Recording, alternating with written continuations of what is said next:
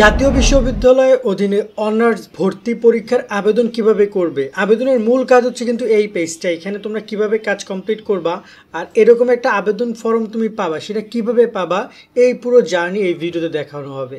তো সম্পূর্ণ ভিডিও দেখো এবং এই বিষয়গুলো জেনে নাও। অনার্স ভর্তির আবেদনের ওয়েবসাইট হচ্ছে এইটা। চলো আমরা ডিসকাশন করি কিভাবে আবেদনের যাবতীয় সব তথ্যগুলো। যারা তোমরা এখনও আমাদের এই চ্যানেল এবং বিশেষ করে যারা অনার্স ভর্তি তথ্যগুলো পেতে চাও তারা অনার্স ইনফরমেশন শোভন স্টাডি চ্যানেলটা সাবস্ক্রাইব করো না, করে রাখো। আর যারা ফেসবুকে দেখছো তারা আমাদের Shobhan study Facebook page follow দিয়ে রাখো, কারণ এইখানে আমরা নিয়মিত সব আপডেটগুলো দেখতে পাচ্ছ। এখানে বিজ্ঞপ্তি বা সব কিছু প্রকাশ হয়ে গেছে। তো এই চ্যানেলটা তোমরা সাবস্ক্রাইব করে আমাদের সাথে তোমরা কানেক্টেড থাকো, যেখানে অনার্স ভর্তির সব সিলেবাস সাজেশন সব কিছু পেয়ে যাবা। আর তোমাদের জন্য আমরা চালু করেছি টার্গেট জাতীয় বিশ্ববিদ্যালয় কোর্স। বিস্তারিত একটু দেখে নাও। জাতীয় বিশ্ববিদ্যালয়ে ভর্তি যে শিক্ষার্থীরা, তোমাদের জন্য আমরা চালু করেছি টার্গেট জাতীয় বিশ্ববিদ্যালয় কোর্স। অনার্স ভর্তি পরীক্ষায় তুমি ভালো ফল করতে চাইলে আমাদের কোর্সের বিকল্প নাই, যেখানে তুমি 230 টাকায় পাচ্ছ 8000 প্লাস এমসিকিউ এর শীট, সকল বিষয়ে গুরুত্বপূর্ণ সাজেশন, বিগত 5 বছরের প্রশ্ন, অনলাইন পরীক্ষার ব্যবস্থা, ভালো কলেজ পাওয়ার গাইডলাইন, পরীক্ষার সকল আপডেট। এই এক কোর্সে তুমি সবকিছু পেয়ে যাবে, আলাদা কোনো বই কোনো কিছু কিনতে হবে না। অলরেডি আমাদের কোর্সে যুক্ত হয়েছে কয়েক হাজার শিক্ষার্থী। তুমিও আজকেই যুক্ত হয়ে যাও আমাদের এই কোর্সে এবং শুরু করে দাও ভালো পরীক্ষা দেওয়ার প্রস্তুতি। কোর্সে যুক্ত হতে এই নাম্বারে বিকাশ বা নগদ থেকে 230 টাকা সেন্ড মানি করে আমাদেরকে হোয়াটসঅ্যাপে মেসেজ করে আমরা কোর্স লিঙ্ক তোমাকে দিয়ে দিচ্ছি। বিস্তারিত কমেন্ট এবং ডিসক্রিপশনে দিয়ে দেওয়া হলো। আশা করি তুমি বিস্তারিত দেখেছো। চাইলে আমাদের কোর্সে এনরোল করতে পারো। যুক্ত হওয়ার সাথে সাথে সকল বিষয়ে এমসিকিউ শিট পাবা, যা পড়লে এনাফ।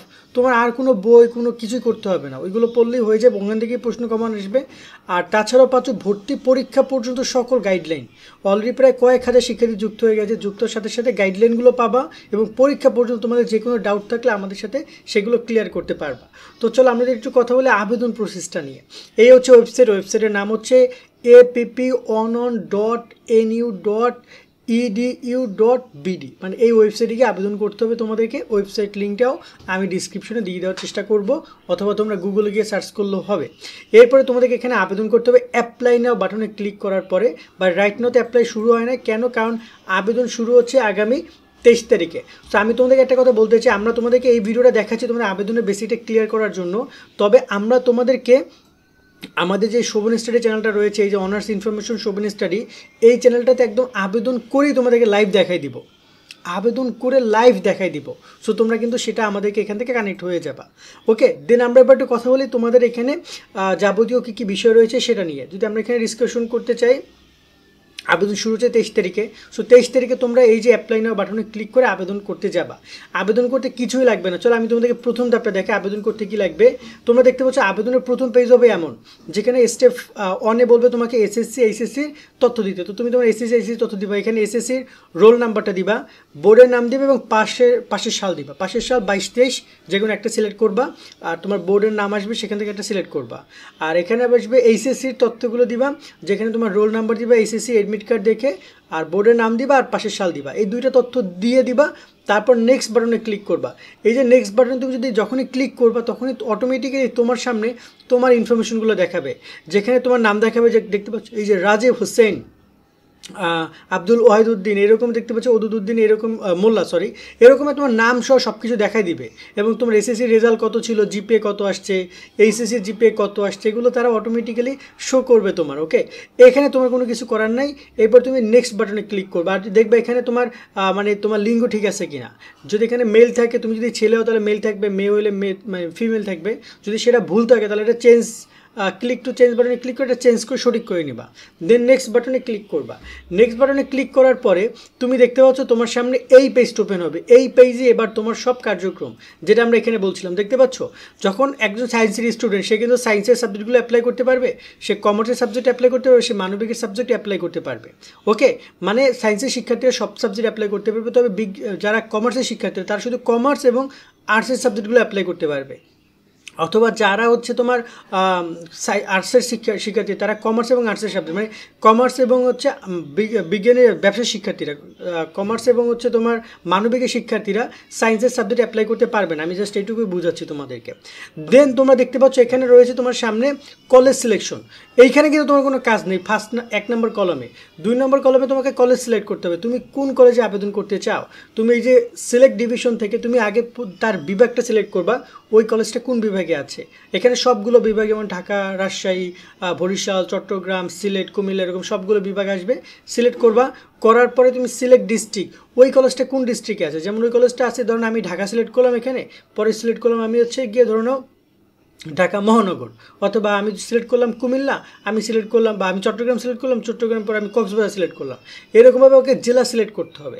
জেলা সিলেক্ট করার পরে ওই জেলার অধীনে যতগুলো কলেজ আছে সেইগুলো সব এই যে তালিকায় চলে আসবে। এখানে তুমি এই যে অ্যারো বাটনে ক্লিক করলে সবগুলো কলেজের নাম পাবা। তুমি যে কলেজে আবেদন করতে চাও সেই কলেজটা ক্লিক করবা, করার পরে যখনই তুমি ক্লিক করো, যেমন এখানে আমরা করছি কি বরিশালে গভর্নমেন্ট হাতেম আলী কলেজটা সিলেক্ট করছি। সিলেক্ট করার সাথে সাথে আমার এখানে কী আসছে, ওই হাতেম আলী কলেজের কোন কোন ডিপার্টমেন্ট আছে সেই নাম চলে আসছে এবং কোন কোন ডিপার্টমেন্টে কত আসন সংখ্যা সেটাই সামনে দেখাচ্ছে। দেখতে পাচ্ছ টোটাল সিট, যেমন এখানে রয়েছে জিওগ্রাফিতে 60 সিট মানে 60, জিওলজিতে 100, বাংলা 120, ইকোনমিক্সে 130, ইংরেজিতে 110, political science 130, social work 100, accounting 130, ম্যানেজমেন্টে 245, মার্কেটিংয়ে 200। এইগুলো আসন সংখ্যা রয়েছে। এখন তুমি যেটা করবা, এখানেও তোমার কোনো কাজ নাই। এখন তোমার কাজ হচ্ছে এই জায়গায় এই সাবজেক্ট লিস্টের জায়গায় তোমাকে তোমার সাবজেক্টগুলো ঢুকানো। এখানে যে যে সাবজেক্টগুলো তুমি রাখবা সেই সাবজেক্টগুলো তোমার আবেদন হবে।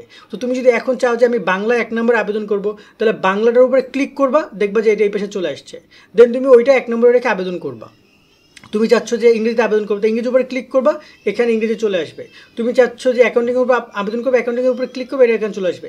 এইরকমভাবে তোমরা এখানে কলেজ চয়েস দিবা। ঠিক এই যে দেখতে পাচ্ছ এখানে তোমরা খেয়াল করো যে 1 নম্বর ইকোনমিক্স, 2 নম্বরে পলিটিক্যাল সায়েন্স, 3 নম্বরে জিওগ্রাফি, 4 নম্বরে বাংলা, 5 নম্বরে সোশ্যোলজি, এই যে সাবজেক্টগুলো চলে আসছে। এখন এই জায়গায় অবশ্যই খেয়াল রাখতে হবে তুমি 1 নম্বর, 2 নম্বর, 3 নম্বর, 4 নম্বরে কাকে রাখছো। কারণ যাকে 1 নম্বরে রাখবা তাকে সেখানে ভর্তির সম্ভাবনা সবচেয়ে বেশি। তাই বুঝে শুনে সেই কলেজটা বুঝে শুনে রাখবা সেই সাবজেক্টটা। তো এখানে অবশ্যই তুমি 1, 2, 3, 4 তোমার পছন্দ অনুযায়ী রাখবা।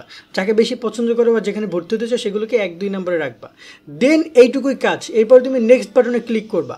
নেক্সট বাটনে ক্লিক করার পরে তোমার সামনে চলে আসবে ঠিক এইরকম একটা সাবজেক্ট, যেখানে তোমাকে কোটা সিলেক্ট করতে বলবে। তোমার কোনো কোটা আছে কিনা, বলবে যে do you want to apply for quota. যদি ইয়েস থাকে তাহলে তোমার সামনে এই যে 3টা অপশন আসবে, যেমন ফ্রিডম ফাইটার, আর আসবে আদিবাসী, প্রতিবন্ধী। তুমি কোনটা কোটায় অ্যাপ্লাই করতে চাও। তোমার যদি ফিজিক্যাল কোনো প্রবলেম থাকে দেন তুমি সেটা সিলেক্ট করো, আর নয়তো তুমি যদি কোনো থাকে তাহলে সিলেক্ট করা, না তো করার দরকার নাই। যদি তুমি এখানে ভুলে কোটা সিলেক্ট করে ফেলো, তারপর যদি দেখা যায় তুমি যদি ভর্তির সময় কোটার প্রমাণ দেখাইতে না পারো, তোমার কিন্তু ভর্তি বাতিল করে দিবে। খুবই ইম্পর্টেন্ট পয়েন্ট এটা। এরপরে তোমাকে কী করতে হবে, এইপর তুমি নেক্সট বাটনে ক্লিক করবে। এখানে ধরুন আমার কোটা নেই, আমি নো অপশনে ক্লিক করে আমি নেক্সট বাটনে চলে যাব। নেক্সট বাটনে চলে যাওয়ার পরে এই অপশনটা আমার সামনে আসবে, যেখানে বলবে আপলোড ইওর ফটো। তো এখানে আমি আমার ছবিটা আপলোড করে দিব।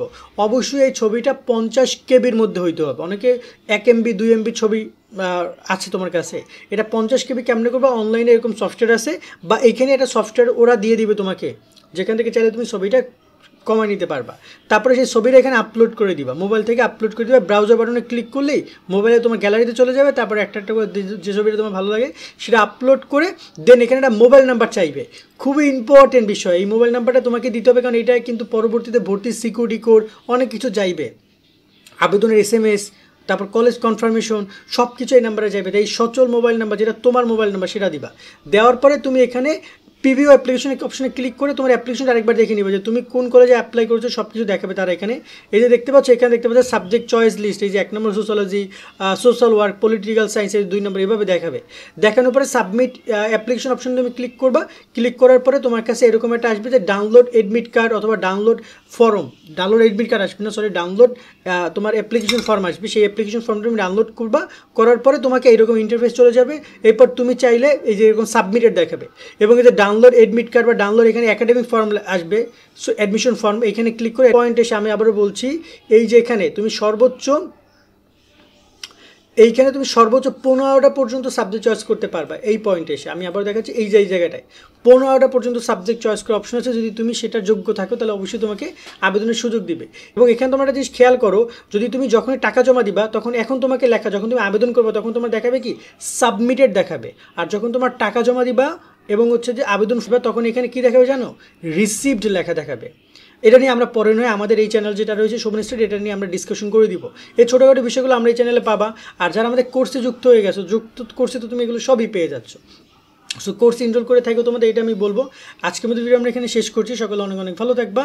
আর একটা কথা মনে রাখবা, ভালো রেজাল্টের জন্য, ভালো কলেজে পেতে হলে ভালো রেজাল্ট দরকার। আর ভালো রেজাল্টের জন্য আমার এই কোর্সটা তোমাদের জন্য বেস্ট, এবং গাইডলাইন সব কিছু তোমাদের জন্য খুবই উপকারী, আশা করি উপকারী হবে। ভালো থাকো সকলে, আল্লাহ হাফেজ।